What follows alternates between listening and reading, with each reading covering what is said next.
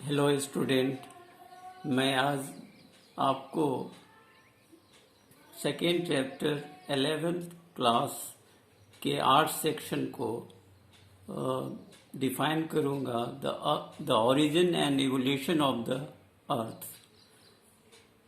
Part के topic के पहले पैराग्राफ्स में कुछ क्वेश्चंस हैं जो आपको लंबे समय से प्रतीक्षा था कि इसका उत्तर हमको मिले कि ये आकाश क्या है, ये ब्रह्मांड क्या होता है, ये प्लैनेट क्या होते हैं, सौर मंडल किसे कहते हैं। तो इन सभी बातों की जानकारी विस्तार से एक हाइपोथेसिस थ्योरी के माध्यम से, संकल्पना के माध्यम से ये सेकेंड चैप्टर आपको समझ बता रहा है। मैं उसी को संक्षिप्त में, सबसे पहले आप जो आकाश या स्काई को रात में देखते हैं तो उसमें ट्विंकलिंग जो स्टार्स हैं, तो स्टार्स क्या होते हैं, मिल्की वे क्या होता है। स्टार्स जिस पिंड में, मास में अपना रोशनी, लाइट होती है, हीट होता है, उसको हम स्टार कहते हैं। और स्टारों के समूहों को हम निहारिका, नेबुला कहते हैं। और कई नेबुलाओं के मिलने से, नेबुला का हिंदी होता है निहारिका, कई निहारिकाओं के मिलने से रात के समय जो दुधिया कलर की एक मार्ग जैसा, रोड जैसा आसमान में दिखाई पड़ता है, वह नेबुलाओं के समूहों को, निहारिकाओं के समूहों को हम आकाश गंगा कहते हैं। हमारी जो पृथ्वी है वो प्लैनेट, ये सूर्य के 9 ग्रहों में से एक ग्रह है। तारे के रूप में सूर्य होते हैं जिनको अपने रोशनी भी है और ताप भी है। लेकिन जितने भी प्लैनेट्स जो सूर्य के चारों ओर परिभ्रमण करते हैं, रेगुलेशन करते हैं, उनका अपना कोई ताप नहीं और रोशनी भी नहीं होती। तो ये तारे के चारों ओर रिवॉल्ट करते हैं। प्लैनेट के भी चारों ओर रिवॉल्ट करने वाले जो मास होते हैं, पिंड होते हैं, उसको सैटेलाइट, नेचुरल सैटेलाइट कहते हैं। जैसे पृथ्वी के चारों ओर चक्कर लगाने वाले जो चंद्रमा है, मून है, वह पृथ्वी का सैटेलाइट्स है। आज इन्हीं सभी ग्रह, उपग्रहों, सौरमंडल और ब्रह्मांड की उत्पत्ति के संबंध में जो लेटेस्ट और ओल्डेस्ट, अर्लियर एंड मॉडर्न जो थ्योरी है, उसको बताना चाहता हूँ। पहला है अर्लियर जो थ्योरी है, जिसमें इमैनुअल कांट, आप देखेंगे जर्मन फिलोसोफर इमैनुअल कांट ने एक थ्योरी दिया है जिसका नाम है नेबुलर हाइपोथेसिस। इसको 1796 में मैथमेटिशियन लाप्लास ने रिवाइज किया।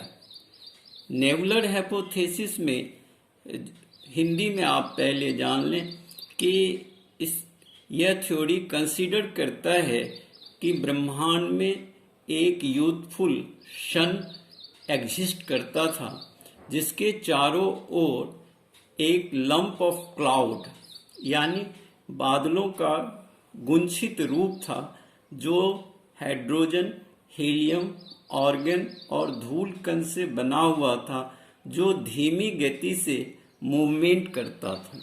और धीरे धीरे वही लंप ऑफ क्लाउड जो है वह मैटर में कन्वर्ट हुआ और मैटर धीरे धीरे ग्रहों के रूप में सूर्य के चारों ओर चक्कर लगाने लगा।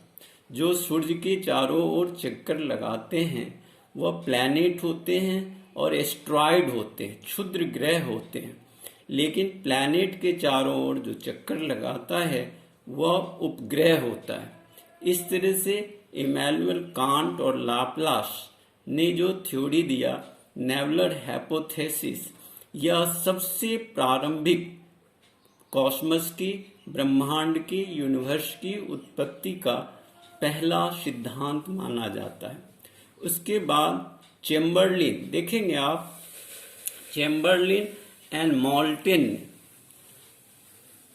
एक थ्योरी दिया ब्रह्मांड की उत्पत्ति के समय में, विशेषकर हमारे सौर मंडल की उत्पत्ति के संदर्भ में, जिसको बाइनरी थ्योरीज के रूप में प्रसिद्ध हुआ। बाइनरी का अर्थ होता है दो।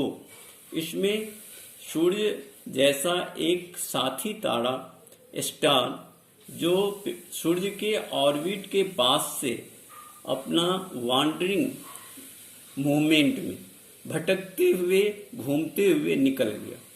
इसका परिणाम ये हुआ कि सूर्य के ग्रेविटेशनल फोर्स से साथी तारे का ग्रेविटेशनल फोर्स ज़्यादा अधिक होने से सूर्य से बहुत सारी मटेरियल्स बाहर निकल गए, लेकिन वह सूर्य के ऑर्बिट के पास ही रहा, जिसका आकार शिगार के तरह था। धीरे धीरे शिगार ना तो सूर्य में मिल सका, ना उसको खींचने वाले दूसरे स्टार साथी तारे के साथ गया, बल्कि वह वहीं कंडेंस होने लगा। और कंडेंस होते होते वह 9 ग्रहों के रूप में और एस्ट्रॉयड के रूप में सूर्य के चारों ओर चक्कर लगाना शुरू कर दिया। ये थ्योरी बाइनरी थ्योरी के रूप में जानते हैं।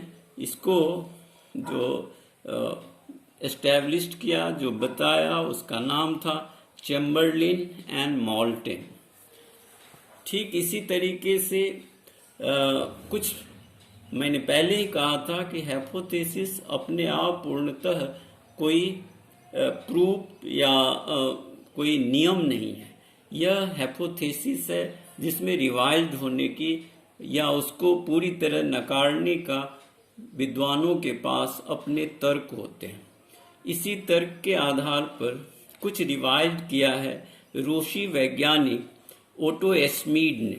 आप देखेंगे थर्ड पैराग्राफ में ओटो एस्मीड ने इसको 1950 में रिवाइज करके बताया है कि यूथफुल सन के चारों जो क्लाउड का लंप था, वह बिल्कुल ही एक प्लेट की तरह, तस्तरी की तरह वह चारों ओर घूमता हुआ, जिसमें एंगुलर मोमेंटम था, जिसमें ग्रेविटेशनल फोर्स था, और वह मैटर में कन्वर्ट हो रहा था। तो इस तरह से एक प्लेट के अंदर सूर्य और सूर्य के चारों ओर घूमते हुए गैस और धूल कण आपस में मिलकर 9 ग्रहों का फॉर्मेशन किया।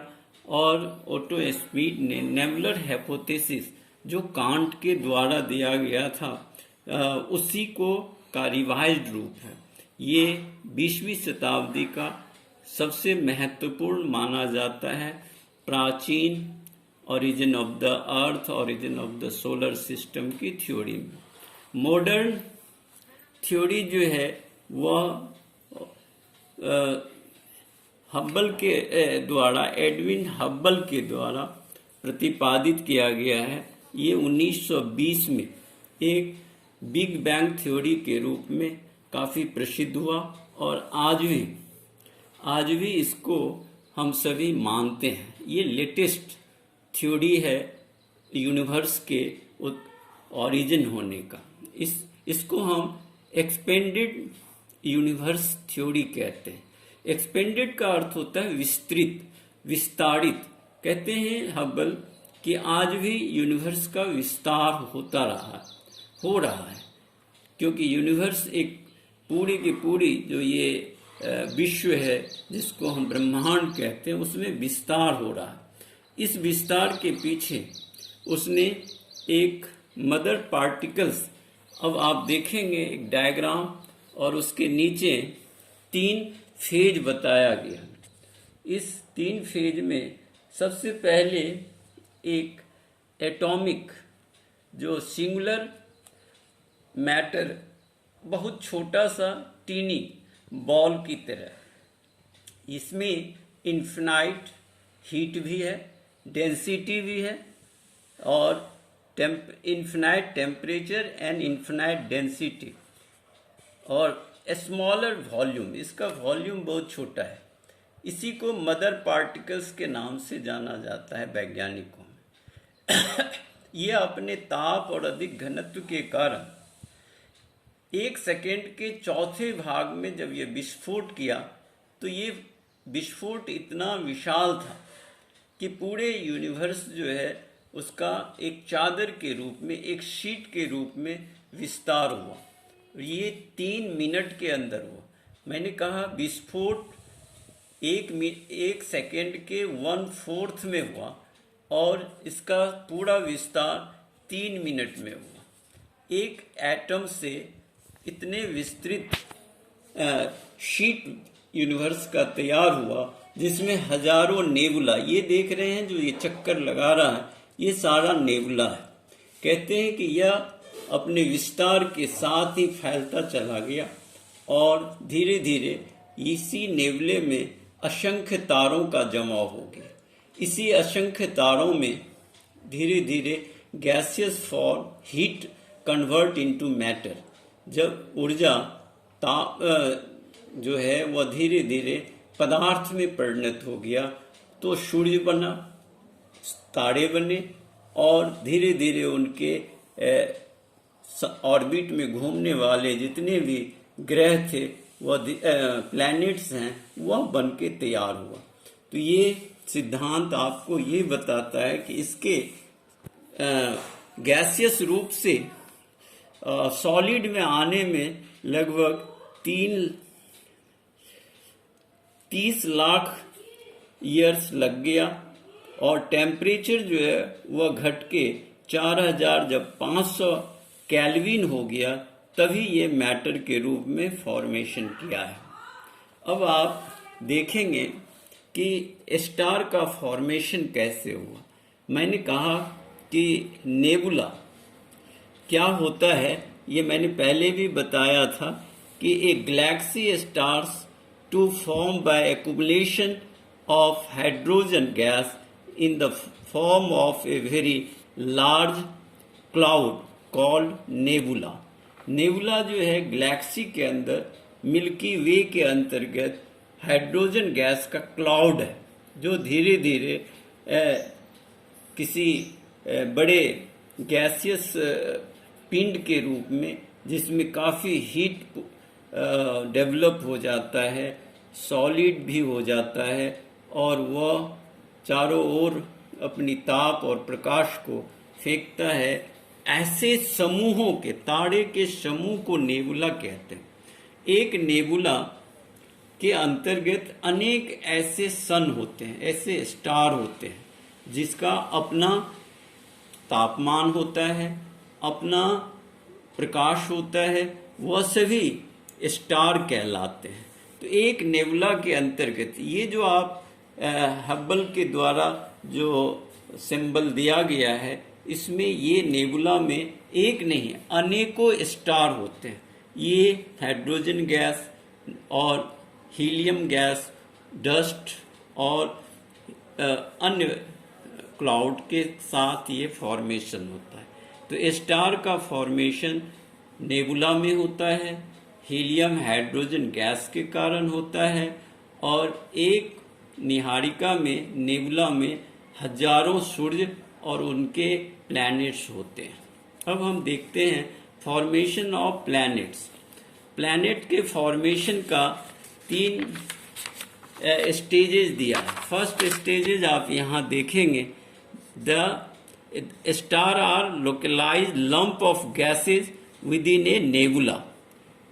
स्टार जितने नेबुला में डेवलप हुआ, उनके चारों ओर, स्टार के चारों ओर जो क्लाउड होते हैं, जो लंप ऑफ गैसेज होते हैं, वह धीरे धीरे ठंडा होकर कंडेंस होते हैं। तो पहला स्टेज में कंडेंसेशन होता है, और उसमें एंगुलर मोमेंटम, उसमें संवेग, घूमने की प्रवृत्ति अपने आप डेवलप होता है। तो पहले स्टेज में जो क्लाउड है वह कंडेंस होता है। सेकेंड स्टेज में आप देखेंगे the gas could stars getting condensation and the matter around the core develop into A small rounded objects. अब वह अपना कोर फॉर्मेशन करता है और उसमें भी ग्रेविटेशन धीरे धीरे डेवलप होना शुरू हो जाता है। थर्ड फाइनल स्टेज में देखेंगे this large number of small planetesimals. ये प्लांटेसिमल प्लैनेट के बनने वाले जो मटेरियल्स हैं जिसको हम डस्ट या क्लाउड गैसेज कहते हैं, accreted to form a fewer large bodies in the form of planets। और लास्ट में वही सारी चीजें क्लाउड गैसेज आपस में मिलकर एक प्लैनेट का निर्माण करता है। अब आप कहते होंगे कि हम बचपन से सोलर सिस्टम के बारे में जानना चाहते हैं, तो what is solar system? Solar system जो है वह हमारे जो नेबुला में सूर्य है, उस नेबुला में जो सूर्य के अपने जो परिवार हैं जिसमें 9 ग्रहों के बारे में बताया गया है, सूर्य के चारों ओर चक्कर लगा रहे हैं। जैसे मरकरी है, वीनस है, अर्थ है, मर्स है, जुपिटर है, सेटर्न है, यूरेनस है, नेपच्यून है।